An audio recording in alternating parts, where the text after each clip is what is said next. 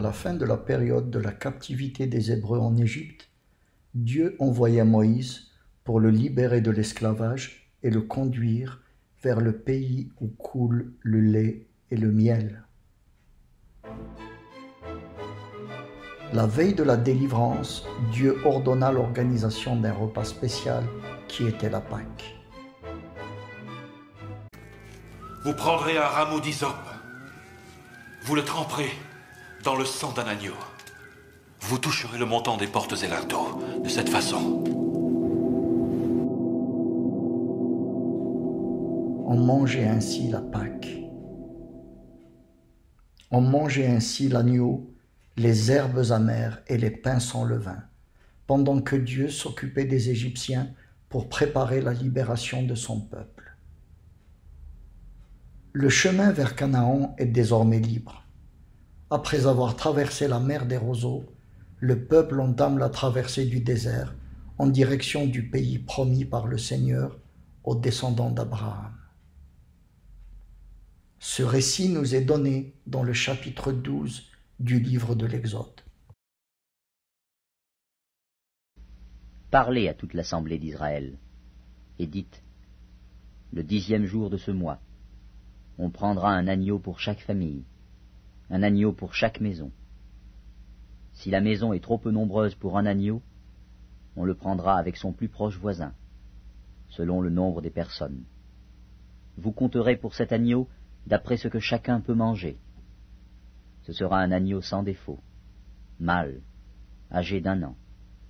Vous pourrez prendre un agneau ou un chevreau. Vous le garderez jusqu'au 14e jour de ce mois. Et toute l'assemblée d'Israël l'immolera entre les 2 soirs. On prendra de son sang, et on en mettra sur les 2 poteaux et sur le linteau de la porte des maisons où on le mangera. Cette même nuit, on en mangera la chair, rôtie au feu. On la mangera avec des pains sans levain et des herbes amères.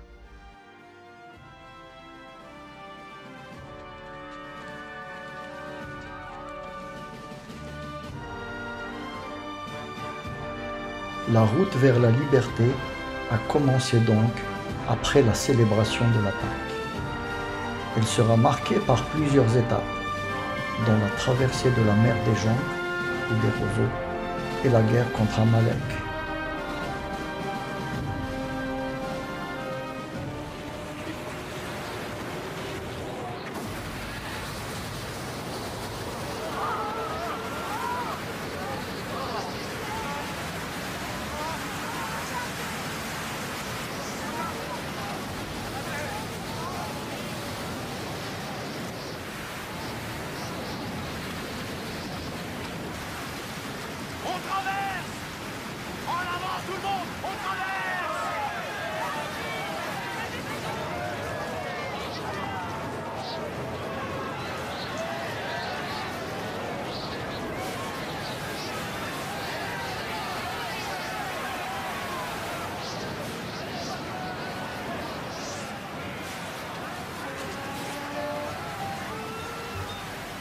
Les Hébreux arrivent au pied du mont Sinaï pour recevoir le livre de l'Alliance 50 jours plus tard, c'est-à-dire à la Pentecôte. D'ailleurs, certains Juifs appellent cet événement la fête du don de la Torah, parce que ce fut à cette occasion que Dieu a donné à Moïse les 10 commandements. Mais quel rapport ces 2 événements ont-ils avec la Pâque et la Pentecôte du Nouveau Testament? Pour quelle raison Jésus a-t-il tenu à donner sa vie sur la croix à la Pâque et à envoyer le Saint-Esprit à la Pentecôte? 50 jours après cette fête et la sortie d'Égypte, Dieu donna à Moïse et à tout le peuple le contenu de son alliance. Voici ce qui est dit au sujet de la remise des 10 commandements. Les enfants d'Israël arrivèrent ce jour-là au désert de Sinaï. Étant partis de Réphidim, ils arrivèrent au désert de Sinaï, et ils campèrent dans le désert. Israël campa là, vis-à-vis de la montagne. Moïse monta vers Dieu. Et l'Éternel l'appela du haut de la montagne en disant, tu parleras ainsi à la maison de Jacob. Et tu diras aux enfants d'Israël, vous avez vu ce que j'ai fait à l'Égypte, et comment je vous ai porté sur des ailes d'aigle, et amené vers moi. Moïse vint appeler les anciens du peuple, et il mit devant eux toutes ces paroles, comme l'Éternel le lui avait ordonné. Le peuple tout entier répondit, nous ferons tout ce que l'Éternel a dit. Maintenant, si vous écoutez ma voix, et si vous gardez mon alliance, vous m'appartiendrez entre tous les peuples, car toute la terre est à moi. Vous serez pour moi un royaume de sacrificateurs et une nation sainte. Alors, Dieu parle et donne le contenu de l'alliance. Il s'agit des 10 commandements et d'une série de lois qui en découlent. Nous retrouvons ces textes entre les chapitres 20 et 23 de l'Exode.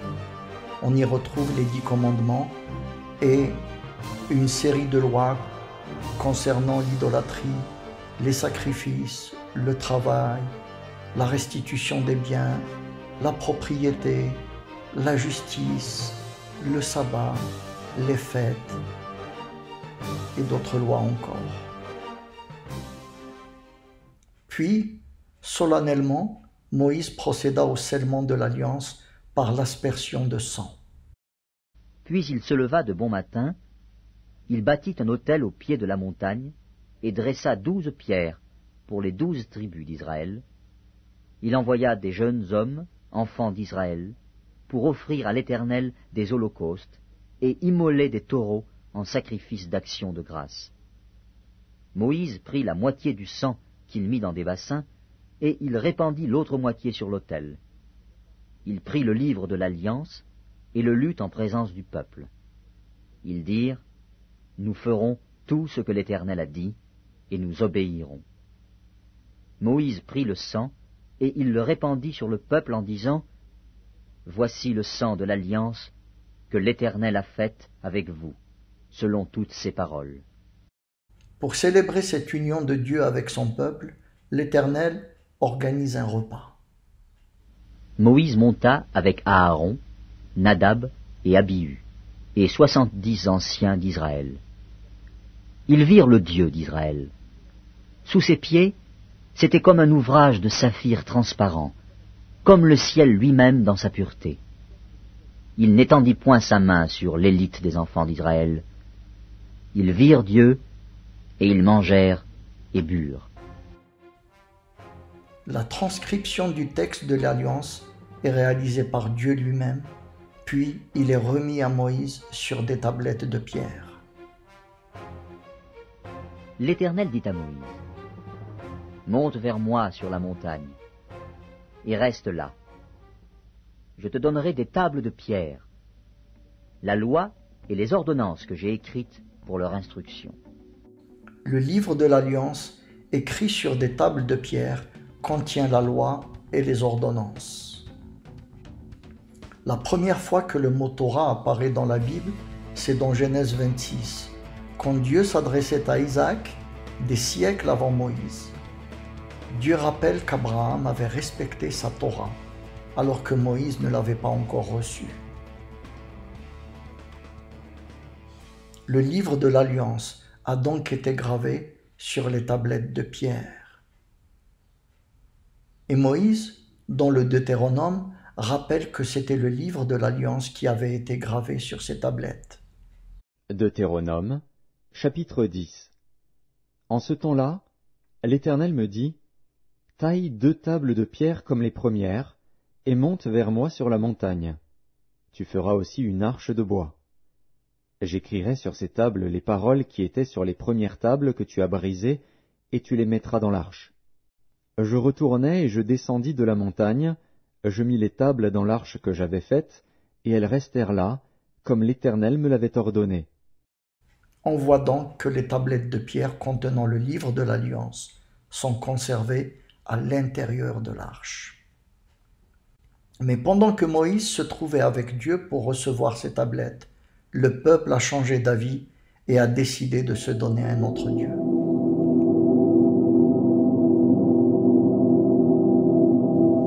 L'épisode du veau d'or est certainement l'événement le plus dramatique de l'histoire d'Israël. Alors que le scellement de l'Alliance avait été célébré comme une fête de mariage unissant Dieu et son peuple, à peine quelques jours plus tard, le peuple hébreu a choisi de se prostituer à un autre Dieu, brisant ainsi l'alliance avec l'Éternel et rompant le lien de mariage. L'épouse est devenue infidèle. Le peuple, voyant que Moïse tardait à descendre de la montagne, s'assembla autour d'Aaron et lui dit : « Allons, fais-nous un Dieu qui marche devant nous, car ce Moïse, cet homme qui nous a fait sortir du pays d'Égypte, nous ne savons pas ce qu'il est devenu. » Aaron leur dit : « ôtez les anneaux d'or qui sont aux oreilles de vos femmes, de vos fils et de vos filles, et apportez-les-moi. » Et tous ôtèrent les anneaux d'or qui étaient à leurs oreilles, et ils les apportèrent à Aaron. Il les reçut de leurs mains, jeta l'or dans un moule, et fit un veau en fonte. Et ils dirent : « Israël, voici ton Dieu, qui t'a fait sortir du pays d'Égypte. » Lorsque Aaron vit cela, il bâtit un autel devant lui, et il s'écria : « Demain, il y aura fête en l'honneur de l'Éternel. » Le lendemain, ils se levèrent de bon matin, et ils offrirent des holocaustes et des sacrifices d'action de grâce. Le peuple s'assit pour manger et pour boire, puis ils se levèrent pour se divertir. L'infidélité du peuple a causé la colère de l'Éternel, qui a considéré cet acte comme une véritable trahison, une infidélité. Il le dit à Moïse. En redescendant de la montagne, Moïse prit la mesure de l'infidélité de son peuple. La colère de Moïse s'enflamma. Il jeta de ses mains les tables et les brisa au pied de la montagne. Il prit le veau qu'ils avaient fait et le brûla au feu, et il le réduisit en poudre. Moïse dit au peuple : « Vous avez commis un grand péché. Je vais maintenant monter vers l'Éternel. J'obtiendrai peut-être le pardon de votre péché. » Moïse retourna vers l'Éternel et dit : « Ah, ce peuple a commis un grand péché. Ils se sont fait un Dieu d'or. Pardonne maintenant leur péché. Sinon, efface-moi de ton livre que tu as écrit. » L'Éternel dit à Moïse : « C'est celui qui a péché contre moi que j'effacerai de mon livre. » Alors, Moïse demande de nouvelles instructions à l'Éternel.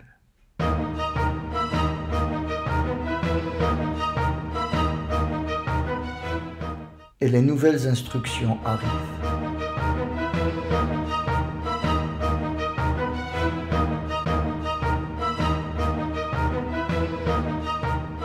Ces instructions concernent les lois sur le tabernacle, sur les offrandes et sur toutes les lois du Lévitique qu'on appelle plus communément la Torah.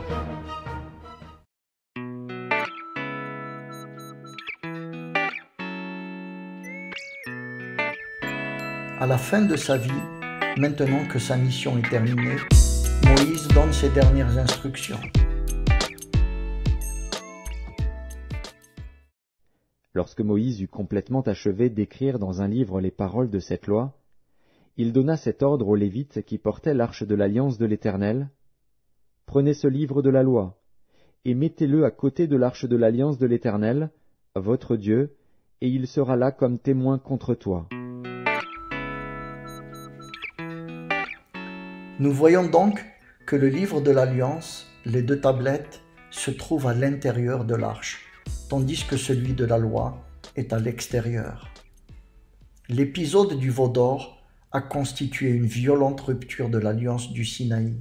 La loi, c'est-à-dire la Torah, est venue conduire le peuple vers Jésus-Christ de manière à opérer une réparation de cette alliance en la renouvelant par son sang et en lui donnant sa véritable dimension et sa véritable signification.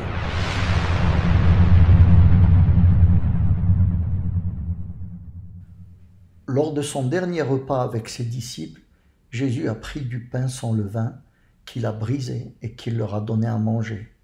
Il a également pris une coupe qu'il a partagée entre eux. J'ai tellement désiré manger cette Pâque avec vous avant de souffrir. Car je vous le dis, jamais plus je ne la mangerai jusqu'à ce qu'elle soit accomplie dans le royaume de Dieu.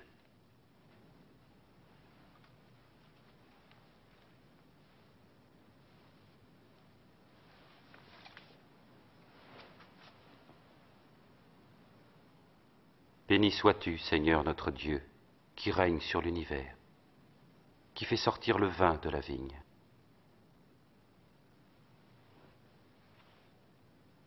Prenez ceci et partagez entre vous.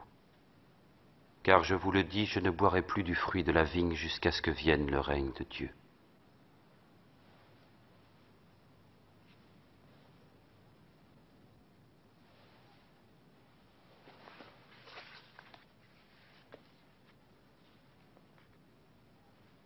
Béni sois-tu, Seigneur notre Dieu, qui règne sur l'univers, qui fait sortir le pain de la terre.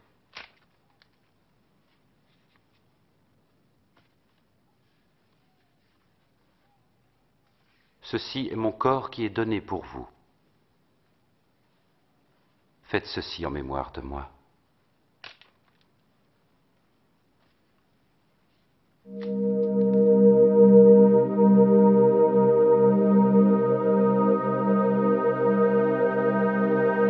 En rompant le pain, il a dit « Ceci est mon corps brisé pour vous ». Dans sa chair, il a accepté que son corps soit brisé, afin de réparer ou de régénérer celui d'Israël, brisé et dispersé parmi les nations.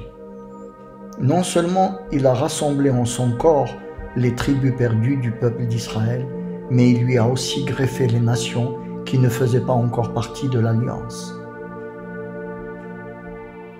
Cette alliance, il l'a rétablie et l'a renouvelée en son sang.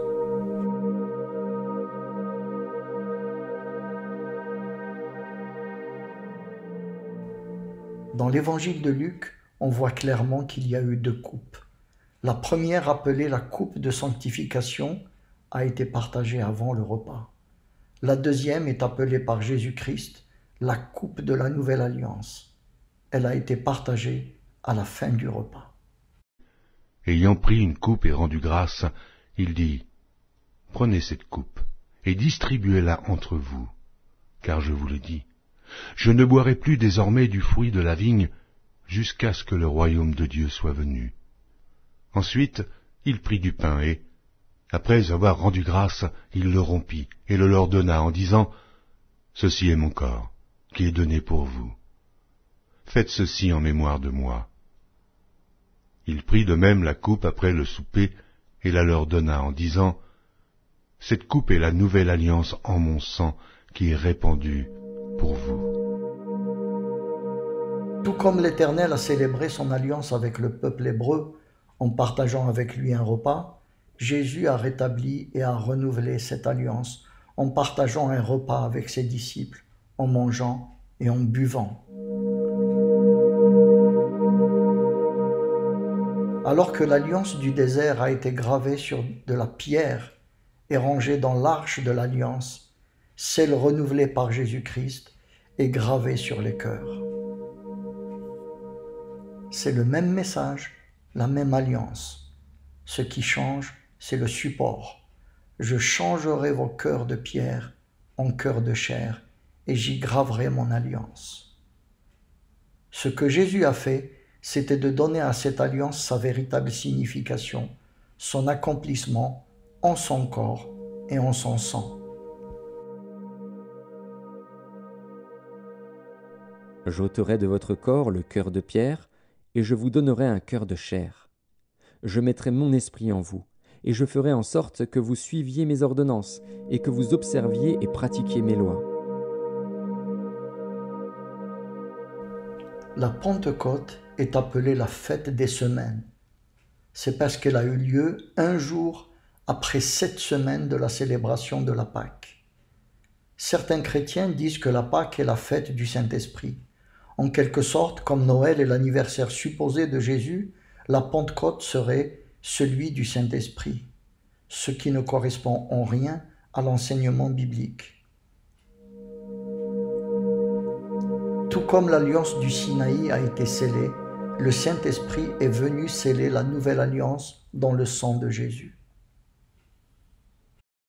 En lui, vous aussi, après avoir entendu la parole de la vérité, l'évangile de votre salut, en lui vous avez cru, et vous avez été scellés du Saint-Esprit qui avait été promis, lequel est un gage de notre héritage, pour la rédemption de ceux que Dieu s'est acquis à la louange de sa gloire.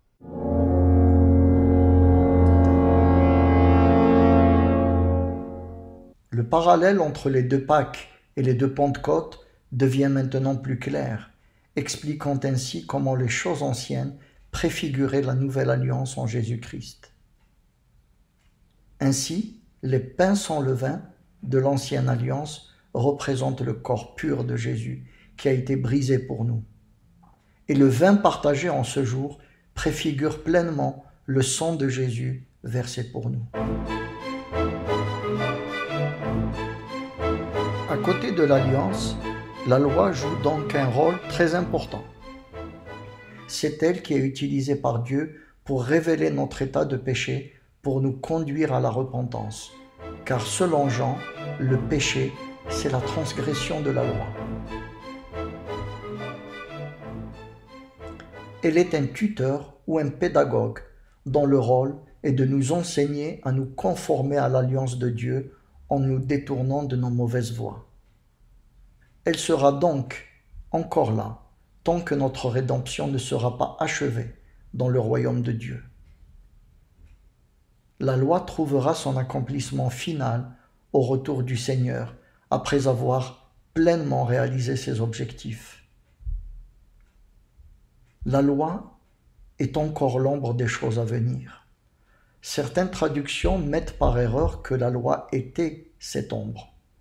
En réalité, le texte biblique parle du présent et non du passé. La loi est toujours cette ombre qui ne trouvera son accomplissement qu'au rétablissement de toutes choses.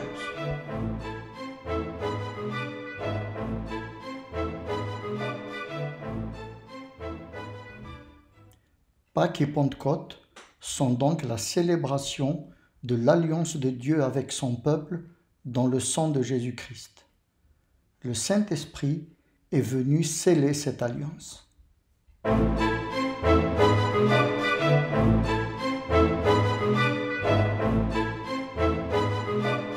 Pâques et Pentecôte ont encore beaucoup de choses à nous apprendre. Examinons les Écritures et laissons-les nous enseigner.